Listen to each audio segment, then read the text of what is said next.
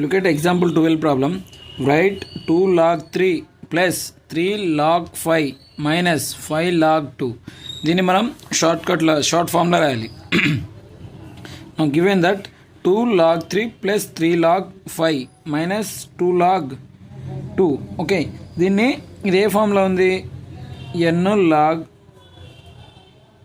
x ఫామ్లో ఉంది కదా. దీన్ని ఎట్లా రాయొచ్చు?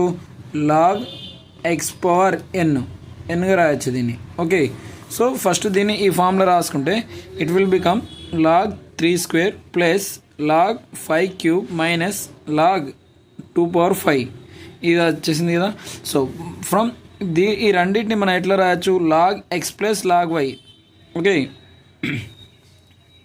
లుక్ ఎట్ దీని log 3 స్క్వేర్ని ఎట్లా రాయొచ్చు? log 9 plus log 5 క్యూబ్ని log 125 minus here minus log 2 power 5 it is nothing but log 32. Okay, now దీన్ని మనం ఎట్లా రాయొచ్చు? log x plus log y form already తెలుసు కదా. log x plus log y is equal to log x into y. So log 9 into 125 minus log 32. Okay, now దీన్ని multiply చేసి 9 into 125 multiply చేస్తే log 1125 minus log 32. So దీన్ని మనం ఇదే ఫామ్లో ఉంది log x minus log y. దీన్ని ఎట్లా రాయొచ్చు? log x minus log y is equal to log x by y form. Okay, now దీన్ని log 1125/32.